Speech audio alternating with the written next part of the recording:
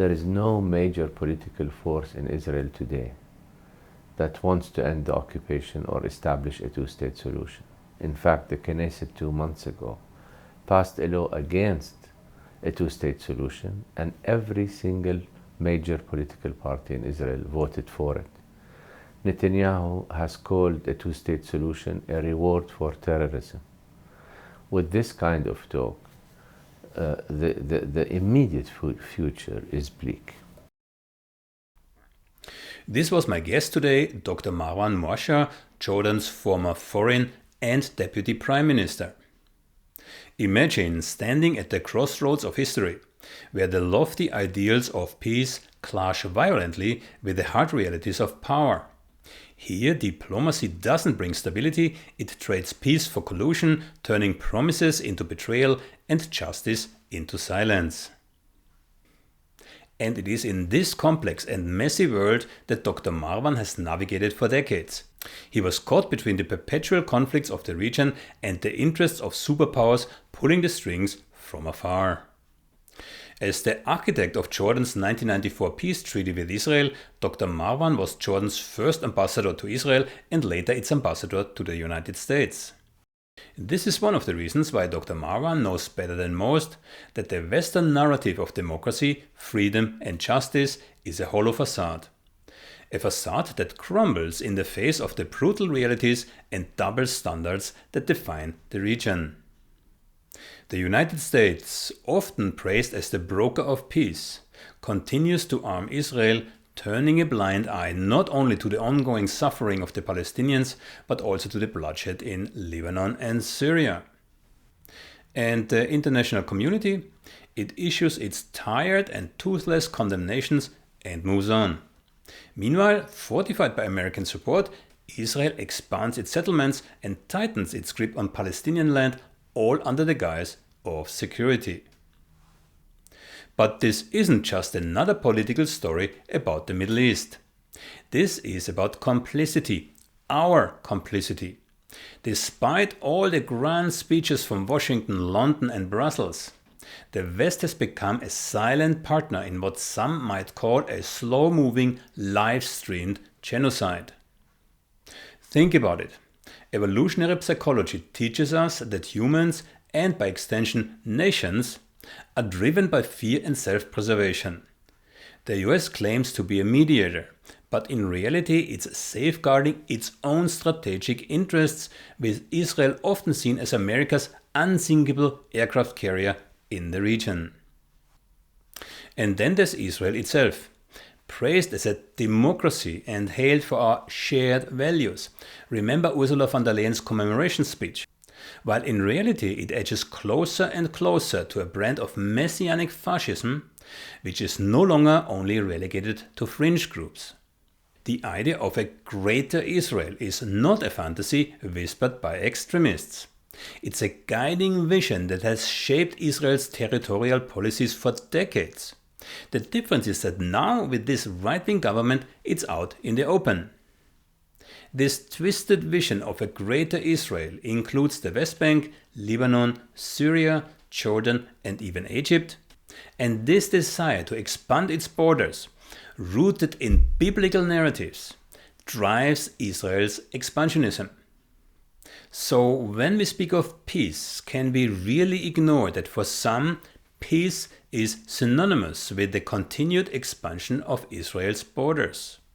This isn't just about Palestinians anymore, it's about a creeping annexation of territories.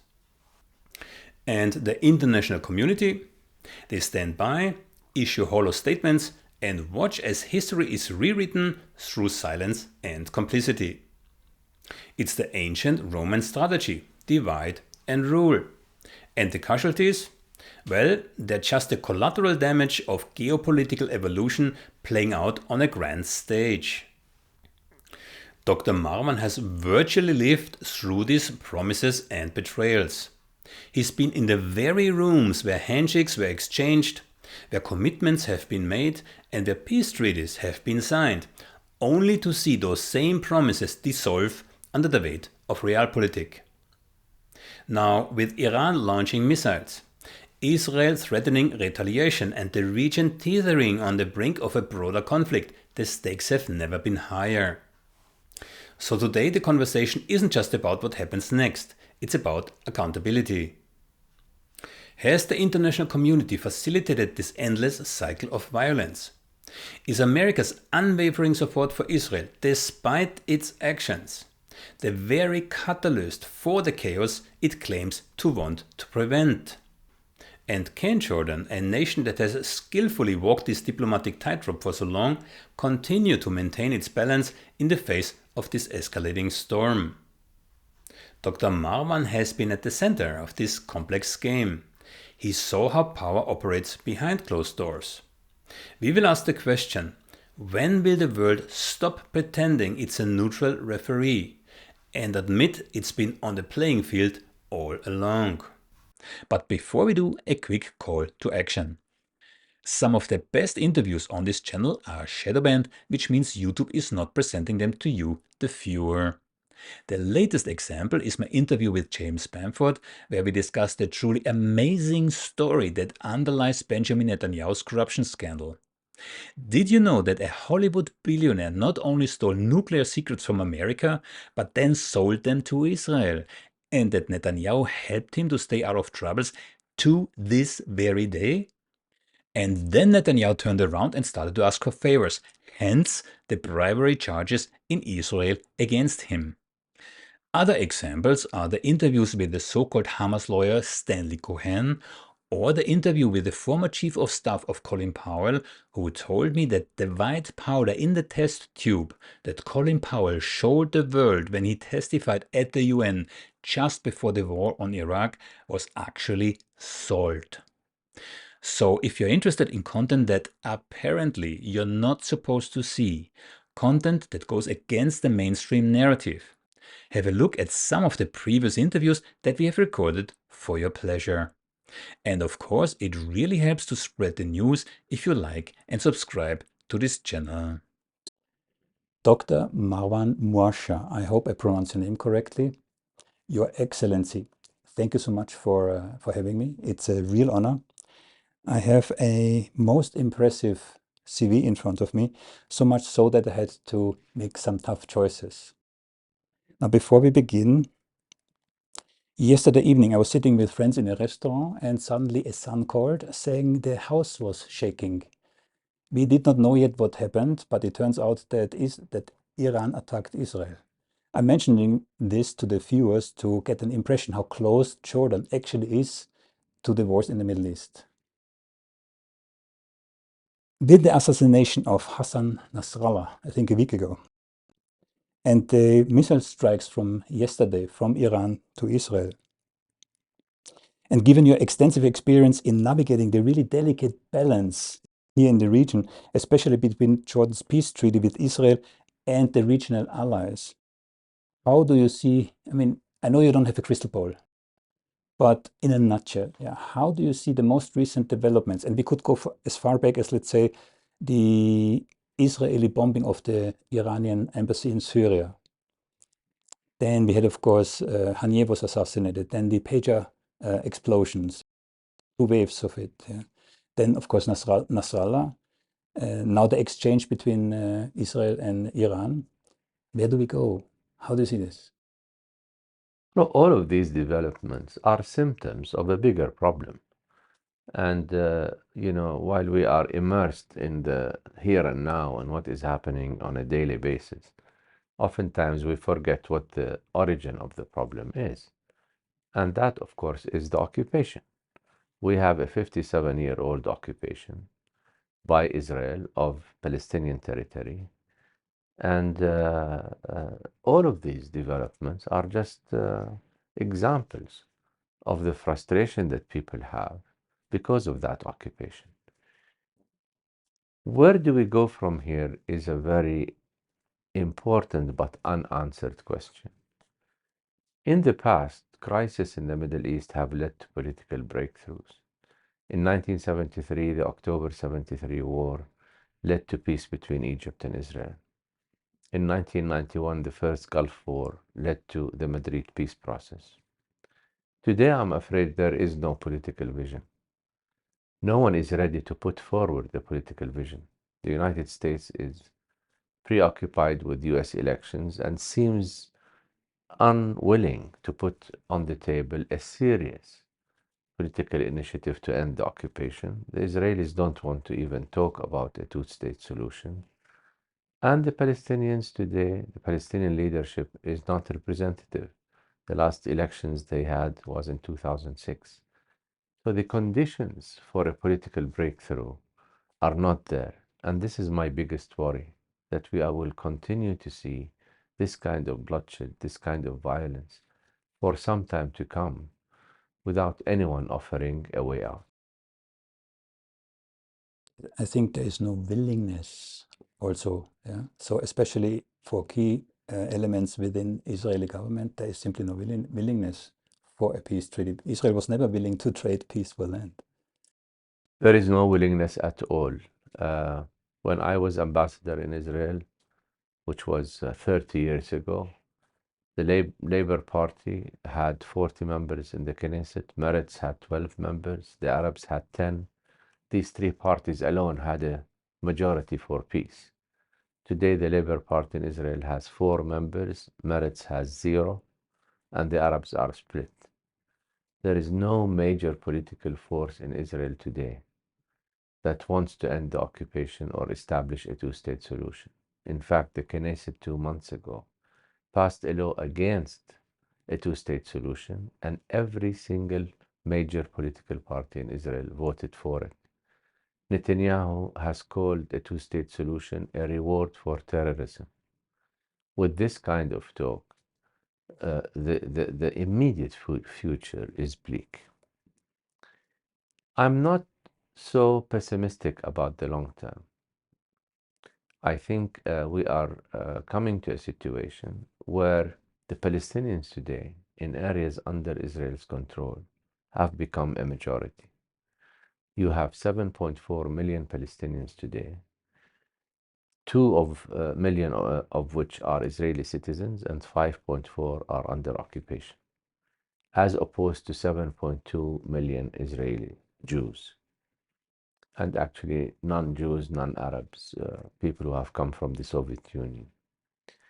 The point I'm making is Israel cannot refuse a Palestinian state and refuse also equal rights to Palestinians and keep on with an indefinite occupation where a minority rules over a majority. So, with time, if a two-state solution becomes impossible, I'm one of the people that don't believe anymore it is possible. Then the international community cannot say no to a Palestinian state and no to equal rights.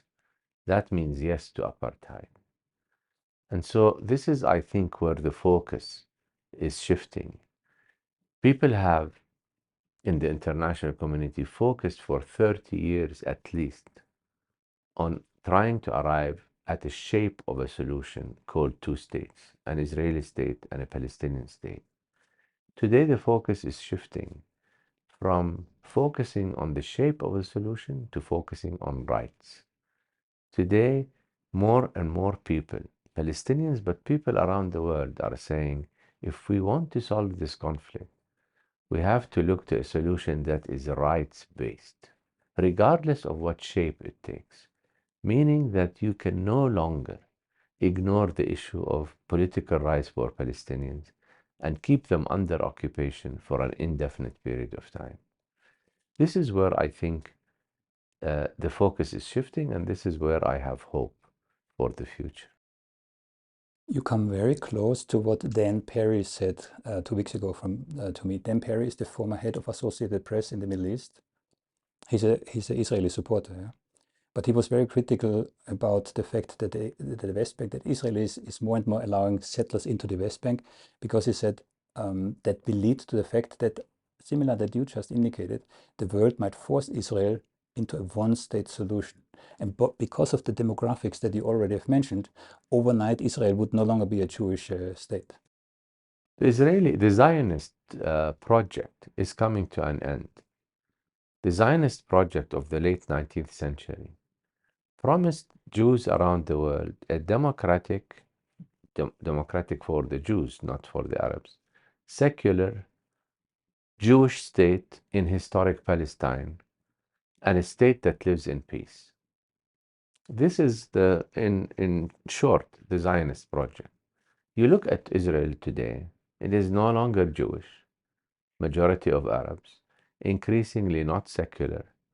The religious right is now in the center of government in Israel. No longer democratic. For a whole year, Israel was fighting among itself about the nature of their system with the judicial reform process and all that, and certainly not living in peace.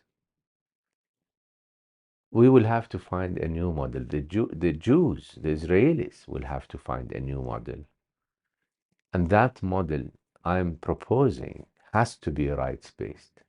And so people like Dan Perry, who are Israel supporters, understand that if Israel rejects a two-state solution and rejects ending the occupation, the only alternative they will have to face is a democratic one-state alternative. Because the alternative of keeping an indefinite occupation in an apartheid-like system, in my view, is not sustainable. Before we go into the peace treaty, I would like to ask you a question. How likely do you see it that Israel might either expel or foster a situation that encourages, that's Israeli semantics, the Palestinians, in first instance from Gaza, but also then from the West Bank, to leave? We could call this ethnic cleansing. We could call this maybe, I'm consciously not using the terminology genocide, because then we come very quickly into semantics, what is and is not genocide. Yeah? But Professor Omar Bartos told me a kind of a linear approach, right? Dehumanization, which we see. Ethnic cleansing, which we see. And he said, and I'm paraphrasing here, and if you can't get rid of them, you kill them. We already see a large part of killings. More than 41,000 Palestinians in Gaza were killed. Almost 100,000 have been wounded. So I'm coming to you. Do you foresee an instance where Israel might be compelled to do what it planned since the very beginning, to create the greater Israel? Very much so is the short answer. Look, Israel has a real problem today. Israel does not want to end the occupation or establish a Palestinian state. And Israel also, I assume, don't want to have a Palestinian majority, because a Palestinian majority means an apartheid system. So if Israel does not want a Palestinian state or a Palestinian majority, then the only third alternative they have is to try to get rid of as many Palestinians as possible. Whether it is through killing, whether it is through mass transfer, whether it is through things like making Gaza uninhabitable. Which they do. Which they did already. So that Palestinians, even if they don't want to leave, cannot have any living conditions that would allow them to stay. I think it is very likely that this is what Israel plans to do. This idea of mass transfer is an old idea in the Israeli political system. But before, it was promoted by fringe groups, people who were looked at as radicals, people who looked at as crazies, etc. Today, these radicals, these crazies, are in the center of government. People like the finance minister Smotrich, people like the Ben Gvir and others, are today a central part of the Israeli decision-making process. This is what concerns Jordan, that the idea that fringe groups in the past put forward, which is that Jordan is Palestine, we push them into Jordan. Anyway, Jordan has many Jordanians of Palestinian origin, and we say that Jordan is Palestine. This idea, which was a fringe idea 40 years ago, today is being promoted by people in the center of government. That brings us directly to Jordan. Indeed, there were voices, or there are voices, increasing voices. And what I heard is even a step further to push the. So there was a discussion for Israel to push all the Palestinians into Jordan and then to have a Palestinian revolution within Jordan to topple the government. I mean, we don't know what details are there. There are many ideas that are being put forward. One of them is to push Palestinians into Jordan. The other one is to ethnically cleanse parts of the West Bank and get the Palestinians to be concentrated in few, enclosed geographical areas, and then ask Jordan to administer these areas. And after, of course, Israel, taking over the other land. There are many ideas on the table, but the central point is Israel interested in a scenario of mass transfer of getting rid of as many Palestinians as possible? I think yes, they are very interested. And this worries Jordan a great deal. When we signed the peace treaty with Israel, one of the main reasons we signed the peace treaty is to define Jordanian borders and guard against such mass transfer. In fact, the treaty has an explicit clause that prevents mass transfer between the two countries. But after October 7, after Gaza, it is becoming clear to official Jordan, not just to popular Jordan, it is becoming clear that signing a peace treaty has not protected us against a possible scenario of mass transfer by the Israelis today.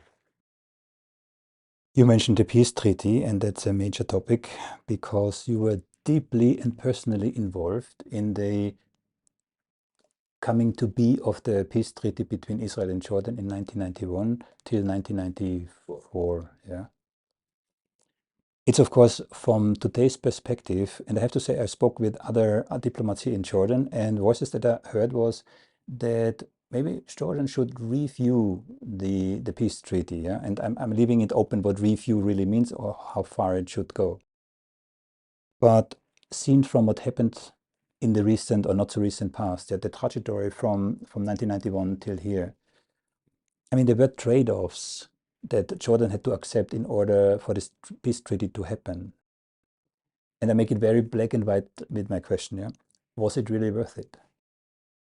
Well, when Jordan signed the peace treaty, as I said, that was the central aim, is to bury, if you will, the idea that Jordan is Palestine.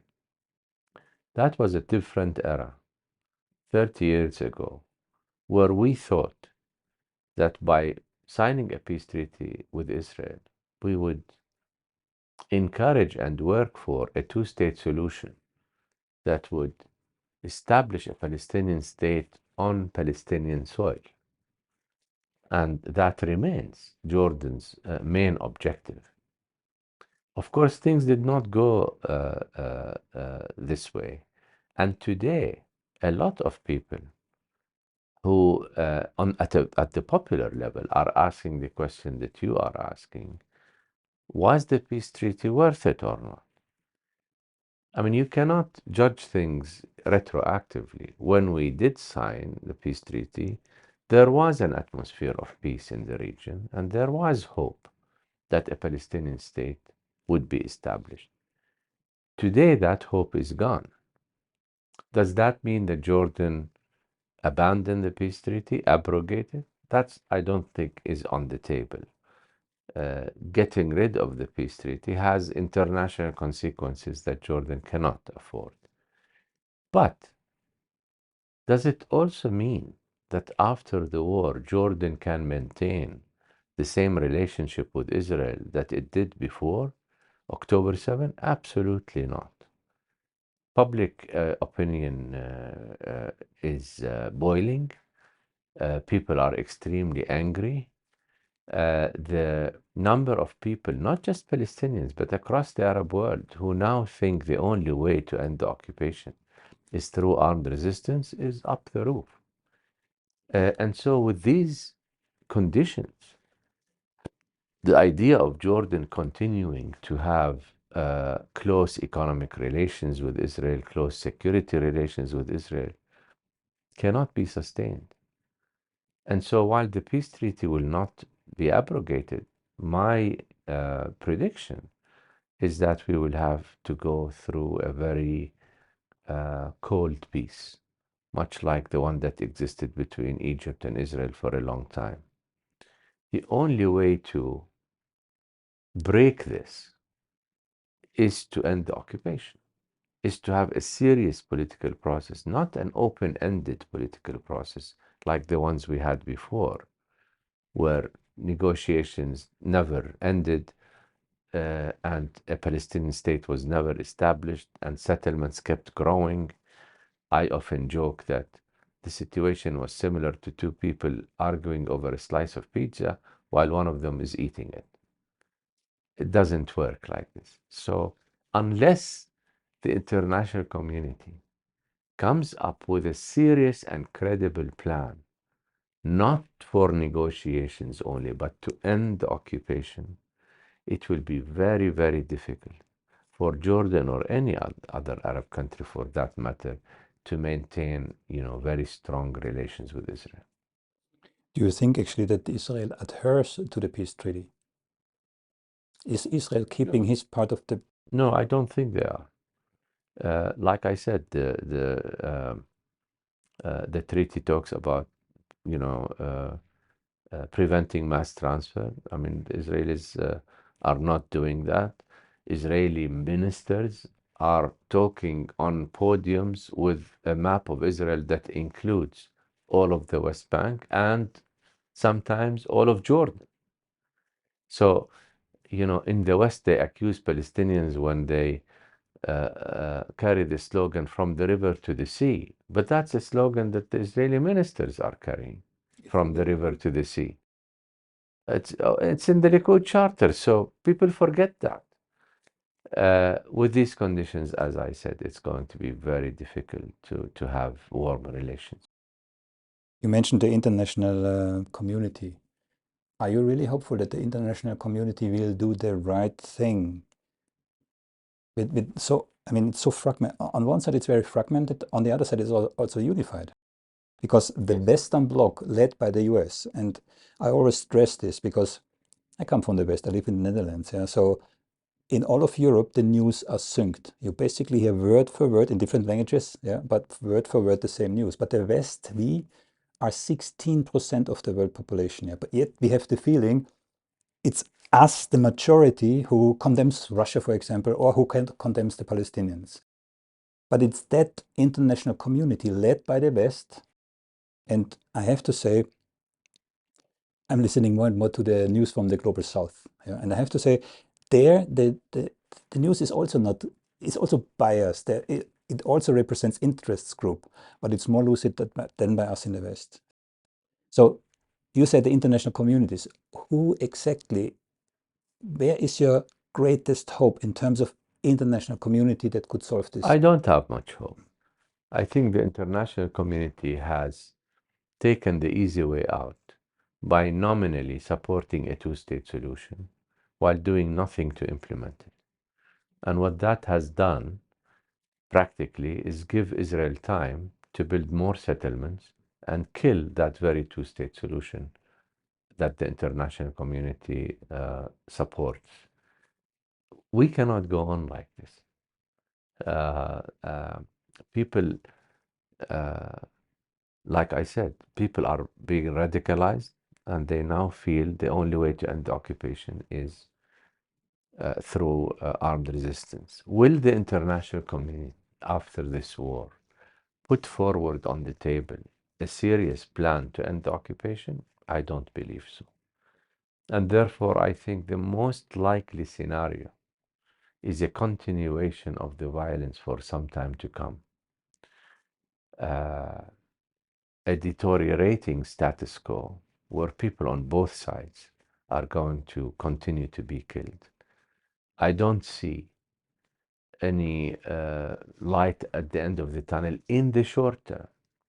In the long term, there are two factors that are now getting into play that were not there before. One is demography. We talked about it. The Palestinians today are more than the Israelis. And two, this generational gap that exists across the world and certainly in the West, where the younger you are in age, the more likely you are to support Palestinian rights. That is not yet resulting in a critical mass that will change policy anytime soon. But in 10 or 15 or 20 years' time, the combination of demography and a generation that will come to power that has different views on the conflict than this generation in the West, I think this combination is going to play a major role in changing policy toward the Arab-Israeli conflict. You said it exactly right. There was a Gallup poll in the not too distant past who indicated that indeed the older you are, the more likely you are to support Israel, and the younger you are, the more likely you are to support Palestine. And I think it was in the New York Times, but I'm not entirely sure, who then said, okay, then America is one generation away from dropping the support for Israel. At least in the Democratic Party, I believe that. I believe that today, if you look at the Democratic Party in the United States, I will easily say that 20 to 25% of members of Congress from the Democratic Party, whether they are senators or House members, are more willing to criticize Israel than ever. When was it that an address to a joint session of Congress is boycotted by 140 members, mostly, if not entirely, Democratic, including the Vice President, who is now running for office? This was unprecedented. You're referring to the speech from Netanyahu. From Netanyahu. Yeah. It doesn't mean that these people are sort of pro-Palestinian, but they certainly are more willing to criticize Israel. In 10 or 15 years' time, I think there will be a critical mass that will change the position of the Democratic Party. I hope you're right. On the other hand, I have a certain understanding of how strong the influence of AIPAC is in America. Yeah. So I hope you're right. Yeah. Now I would like to progress following the peace treaty where you were instrumental in creating. For you being the first Jordanian ambassador in Israel. For me, it's hard to imagine how you did this. I mean, on a personal level, knowing what you know, being in the center of the storm, in lack of a better term, having, of course, I mean, Israel is not alone. There's this conjoined twin, the large brother, the US, to a lesser extent the UK. Within Jordan, you have a large Palestinian population. Senator WDA told me it's 41%. So there are a lot of forces who can create conflict. So how did you navigate this really, really complex? It was a very difficult decision in this first place to go on a personal level. I was the spokesman of the Jordanian delegation to the peace talks, but that was different than being ambassador. 3-4 years, right? Sorry? It took about 3-4 years almost, right? 3 years, yes, 91 to 94. But I was doing a duty. I mean, I was not representing Israeli interests. I was the Jordanian ambassador representing Jordanian interests. My own mother is a refugee. She passed away now from Jaffa. So you can imagine that it was very, very difficult on the personal level. What I did was I took a decision to be vocal from the beginning, and I told Israelis very publicly that just because they signed a peace treaty with Jordan does not mean that the problem is over. and that the core problem is the Palestinian issue, and without ending the occupation, this peace between Jordan and Israel will remain a peace between governments and not between people. And I also used my time to get to know the Palestinians who stayed in what is today Israel. In 1948, there were 900,000 Palestinians in today's Israel. 750,000 left, and only 150,000 stayed under very, very difficult conditions. They were placed under what's the word? Military. I know what you mean. Yes. For 18 years, they were not allowed to leave their villages. They were not allowed to build, etc. And I was very interested in understanding, how these people fared, and I became very close to Palestinian communities inside Israel. But it was a different era. At least there was still hope then that peace can be achieved, and that alone, gave you energy to proceed. Today, it's a totally different era. I cannot imagine how anyone, including myself, can do it today. Comparing between the 1990s when you were ambassador in Israel and today, and you partially gave already the answer, so there's no hope, yeah? But if you care in general terms, the situation, the Israel, how shall I say this, not the point of view. I mean, Israel has moved to the right, that's clear, yeah? The whole population. Israel has moved to the right permanently, in my view. So we are not looking at a transient situation in which, if Netanyahu leaves power, then we will have a more moderate prime minister. Today, the divide in Israel is not between the pro-peace and anti-peace camps. That was the case 30 years ago. Today, the divide is between the pro-Netanyahu camps and the anti-Netanyahu camp only. But when it comes to the peace process, all Israelis, almost all Israelis, don't want peace.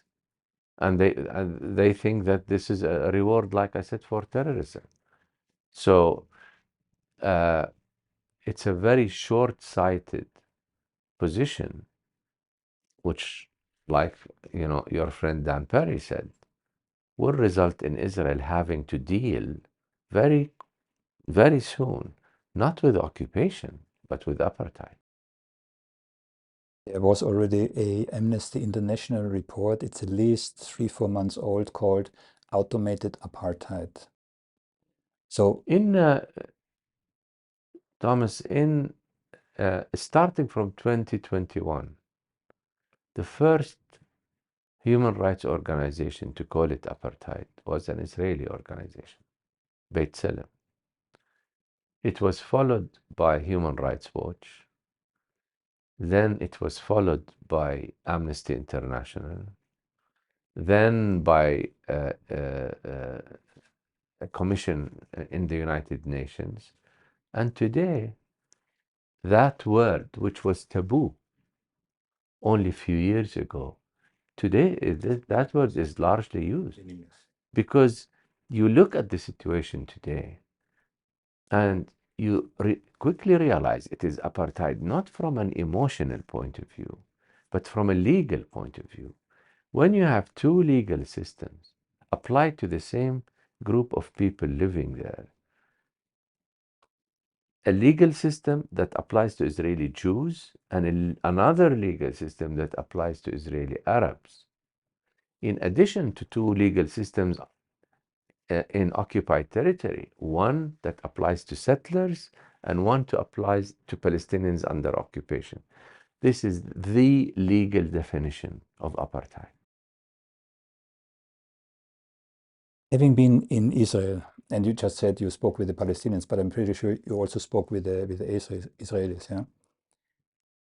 Did you have a feeling that the Israelis ever wanted a peace? And I'm asking for a specific question. We know from Ben Gurion's letters to his son that he accepted the partition, meaning the two-state solution, only as a means to an end.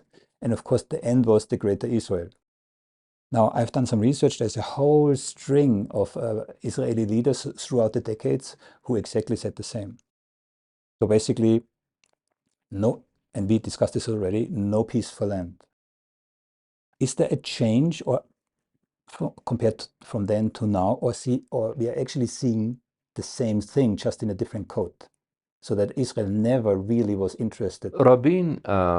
Rabin 2 weeks before he died, or 4 weeks maybe, gave a speech to the Knesset in which he said, our vision of peace is more than self-rule to the Palestinians, but less than a state.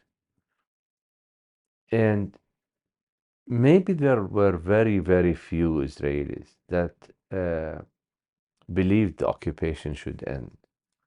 But in my view, most Israelis wanted peace without an end to the occupation.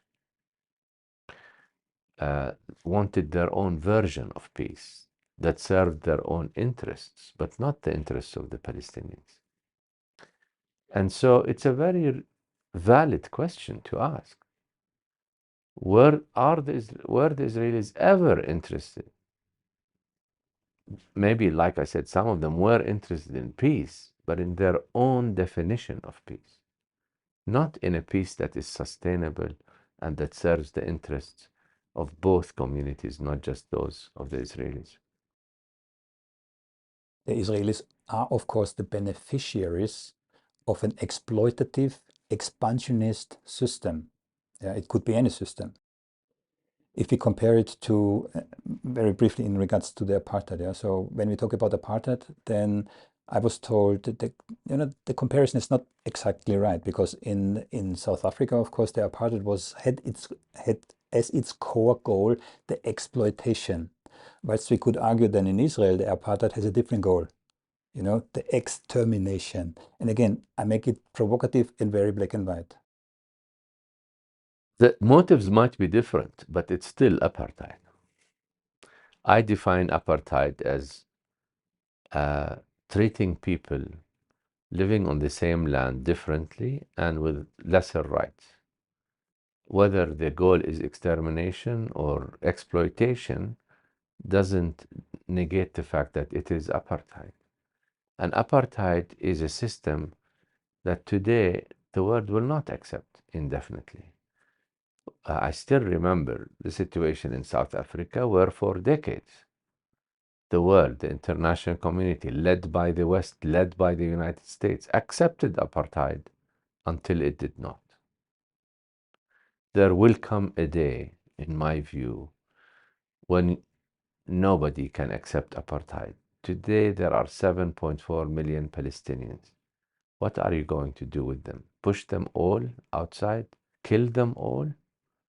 At one point in time, the reality of apartheid will sink in, if not in Israel, in the international community. And that point, in my view, is not far. It's not close either. We are talking about a generation. I just wanted to ask, because you said already you don't really have hope for the international community, yeah? But I agree with you. It has to be more than just the US, because at the moment the US, as a leader of the so-called free world, will not do anything. Which leads me to the question: who is worse for the I don't even want to say peace process. Who is worse for the Middle East, Trump or Harris? Look, neither Trump nor Harris are going to solve the problem. Trump has put on the table ideas that are very damaging, including, his deal of the century, that basically will hand over the West Bank to the Israelis. So in that sense, the Democrats have a more reasonable approach, not one that will solve the problem, not one that will support the Palestinians. And so in the short term, the problem will not be solved whether Harris or Trump come to power. But in my view, we are not just looking at individuals. We are looking at the trajectory of both parties. And the trajectory of the Democratic Party in the United States is one that is going more towards the Palestinian rights, while the trajectory of the Republican Party is going more towards blind support for Israel. There are voices who argue that it basically doesn't matter which party is in power because the geostrategic interests, the geostrategic policies that America executes throughout the, let's say, since the Second World War, is exactly the same. Yeah, I agree. I agree with that in the short term. But I think America is changing. Let me give you an example also. Last year, a poll was conducted for all Jewish Americans. And they were asked the question, a poll by the University of Maryland. They were asked the following question. If a two-state solution becomes impossible, would you support a Jewish Israel or a democratic Israel? 64% of Jewish Americans said they would support a democratic Israel. That means not a Jewish Israel. And these are Jewish Americans. So America is changing, not fast enough, maybe, but it is changing in my view. There are indeed a large number of American Jews who are very critical and lucid. But there's an even larger number of American Jews, which maybe I should be more careful here. There's a combination between American Jews and American Messianic Zionists. Yeah, there's a group, according to Noam Chomsky, about 80 million who read these. Of course, there are different blocks. It's not one unified block. Yeah, but there's about 80 million of those reading at least the books that are published on the topic. Yeah, so this combination is probably outweighing the Jews that have a lucid view on the situation. You are talking about the evangelicals in the United States who are having literal reading of the Bible and who believe that in order for Christ to come back and defeat the king of Israel, first an Israeli state has to be established so that Christ can come and defeat it. I'm not going to, comment on this. And then you have the Jewish American community, most of whom want a Palestinian state, not out of love for the Palestinians, but because a Palestinian state is the only guarantee against Israel becoming non-democratic and non-Jewish, which they do want. So yes, you have this strange division between, and it is no coincidence that most of the American Jewish community support Harris or the Democratic Party, and most of the evangelicals support the Republican Party under Trump. And you know what you talk about because you were Jordan's ambassador to the US. Yeah, and I'm pretty sure you spoke with the people there too. So from your perspective, no, from you as being ambassador for Jordan, being in a country that is so openly supportive of Israel, I'm not even sure what was the more challenging position here. Was it in Israel or in the US? Yeah. So how did you navigate this? I mean, I will give you an interesting anecdote. I was giving a lecture as ambassador once to a Presbyterian church, and on the peace process, had nothing to do with religion. And the first question I'm asked by one in the audience said, "Mr. Ambassador, we understand that you are of the Christian faith. Can you tell us when you converted and what effect did that have on your life?" And I said, with all due respect, this is a question I pose to you. I am the original Christian. When did you convert? It just shows a level of ignorance about this region. Many Americans don't know that not only that there are Christians, Arab Christians in this region, but Christ came from this region. We are the original Christians. Christ was not blue-eyed, did not have fair hair. Okay, this is all a Western construct. But on the other hand, you know, America is a diverse society and is a place where you can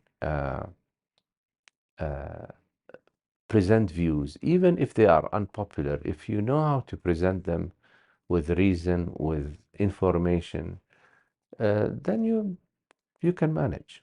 It is still possible, but as many other countries too, America has experienced or is still experiencing a shift to the right, with Donald Trump almost pushing the follow-up government. Expression of free speech, especially on social media, is getting more and more suppressed, and they're using modern technology, the algorithms. Yeah, The shift to the right is worrisome, not just in the United States, also in Europe. even in Holland. Yes, well, I mean, Europe is also not everywhere, okay, not everywhere, but there is a shift to the right in some European countries. I don't see it as permanent. It is part of, you know, a process of change, but it is worrisome for sure. Before we leave the topic of America, I would briefly bring up AIPAC. I mean, you haven't been there, yeah? How do you see the influence, the power, you could even call it corruption, of the US Congress or the political system by AIPAC? And I have a very concrete example. The widow of Sheldon Adelson, Miriam Adelson, just gave pledged or gave 100 million to Trump. And it's not an exception, because this couple, also Sheldon and Miriam, gave, I don't know how many, hundreds of millions to the Republican Party. And it's Sheldon it's Sheldon Adelson, yeah, who is actually responsible that Trump put Jerusalem as the new capital of Israel. AIPAC has traditionally had a major influence in Congress. Influenced by paying money. This is the influence that they have. Yes. But the American system allows that, unfortunately. There is hardly a member of Congress who has not visited Israel, again, paid often by AIPAC. This is peanuts. Those strips are peanuts. But even there, things are changing. Okay, I will remind people that Rabin, for example, did not like AIPAC. And Rabin said, I don't want people to lobby on my behalf. AIPAC has become AIPAC before, 30, 40, 50 years ago, supported the Israeli government, whatever it is. Whether it was a Labour government, a Likud government, they supported Israel in general. Today, AIPAC is not doing that. It is supporting only the hardliners. So it is supporting Netanyahu in a major way and opposing people against Netanyahu. That has created discomfort that was not there before. A discomfort that led 20 or so years ago to the establishment of a parallel organization called J Street. When they were established, and I was, still in the United States then, I thought J Street would never have any major influence, but they do. They are not AIPAC yet, but they are, putting forward way more reasonable views than AIPAC has done. And as I said, there's a new generation of politicians particularly in the Democratic Party, that are not blindly supporting whatever AIPAC's position on the issue is. So once again, there is hope. Things are changing. Israel is actively grooming young and potential politicians in the US. It doesn't matter Republicans or Democrats. So we have to be very mindful here, whom to trust in terms of the growing influence of AIPAC. Coming to the cost of diplomacy here. Again, I make it very, very black and white. So Jordan has a peace treaty with Israel. Jordan receives large financial support, maybe also military, I do not know, from the US. Yeah. How has this affected Jordan's stance within the region, but also with some, if not all, of its Arab countries? Jordan has traditionally and historically had good relations with the US, except for periods of time when we did not support the Gulf War and the coming of American troops to the region. And Jordan has done this through forging close contacts, not just with one party, but with all parties in the United States. So Jordan today enjoys very good relations, not just with everyone, with the Republicans as well as with the Democrats. And I cannot say that Jordan has not sort of sometimes paid a price for it. I mean, it was seen as a pro-Western, pro-American country in the region.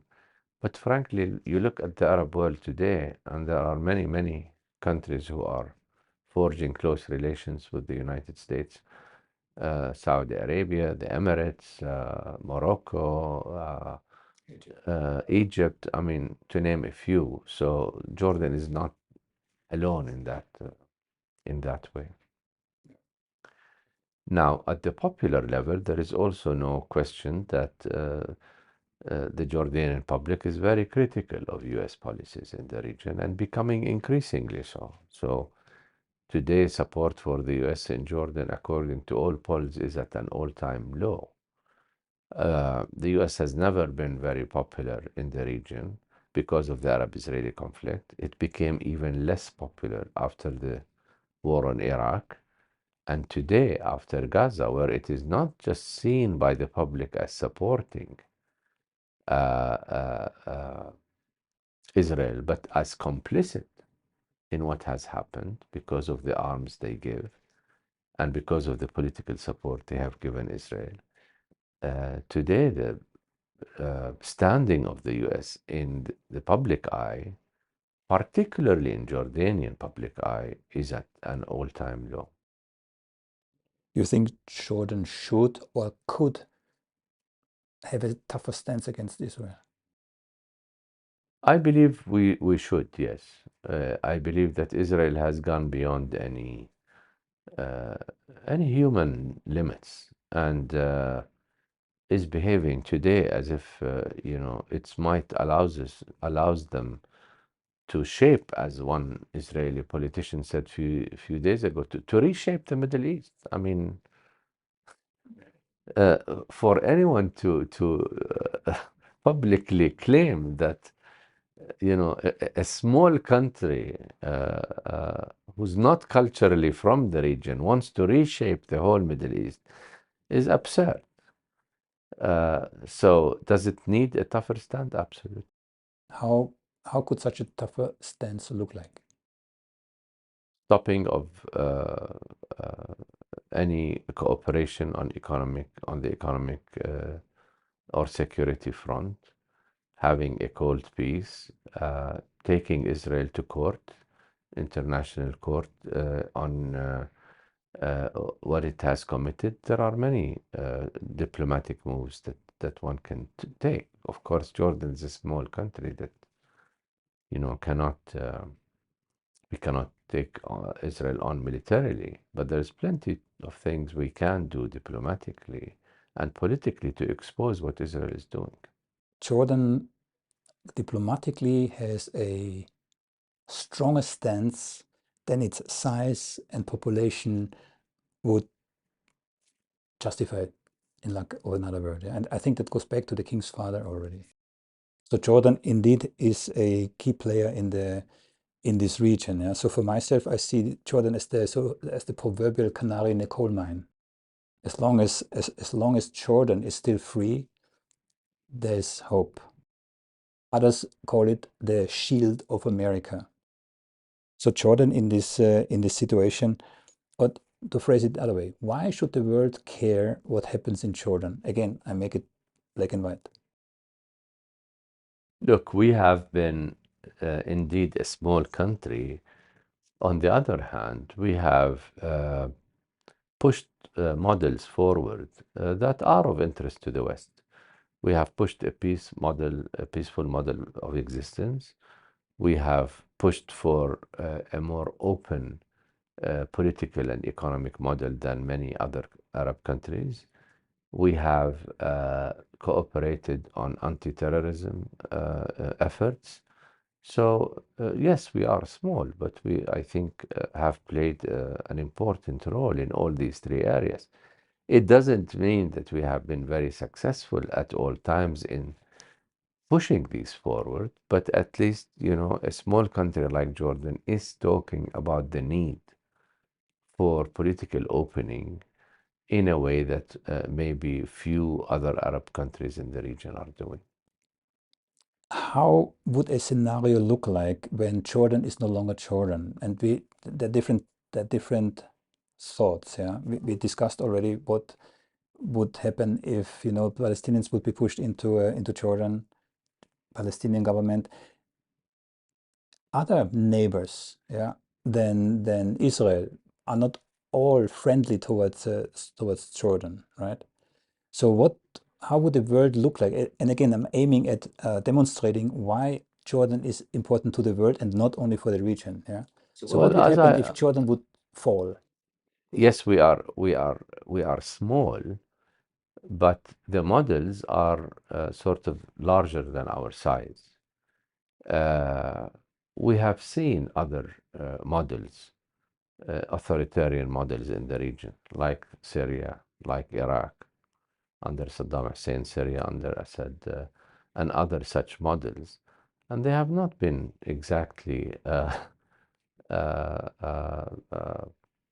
models that the West is interested in. But I don't, to tell you the truth, I don't see Jordan falling. I mean, just because Israel wants to implement a Jordan is Palestine scenario does not mean that the Jordanians are supportive of such a scenario. And as you know, Jordanians are either of East Jordan origin or of Palestinian origin, but both do not want a Palestinian state on their soil. And so, I think that Jordan, as small as it is still very resilient. Concluding this interview, and I'm really grateful for your time. Yeah, on a personal level, you have seen things. I mean, things. You came to know things in the shadows of diplomacy in various countries through a prolonged period of time. And it was not any period of time; it was a crucial period of time. Yeah. What would be your message to the world? I mean, it sounds a bit grandiose, yeah, but what would be your message to the world, or your message specifically to the Israel government? I specifically don't say Netanyahu because, yeah. The message is you cannot fight violence with violence. This is not going to solve the problem. If you don't like the ideas that Hamas is putting forward or Hezbollah is putting forward, then counter them with counter ideas. Violence is not going to kill Hamas or Hezbollah. These are ideas. They are not just organizations. And the only way to bring security to Israelis or to the region is through ending the occupation. We have seen violence before many times. I witnessed myself 6 wars before I went to college. So we are not new to violence. It has never solved the problem. So to the international community, get more serious. If you want stability in this region, get more serious about ending the occupation. On that note, Your Excellency, I thank you very much for your time. Thank It was you. my pleasure. Yeah, thank you. Thank you for tuning into SaltCube Analytics. We hope today's episode gave you something to think about and challenged the way you see the world. If you enjoyed the show, don't forget to subscribe or follow us and leave a review or a comment. Your feedback helps us keep questioning the status quo. For more insights and discussions, follow us on YouTube, Rumble, TikTok, Twitter, Spotify, Apple Podcast, or any of your other preferred podcast platforms. Until next time, stay informed, stay curious, and remember, always look beyond the headlines.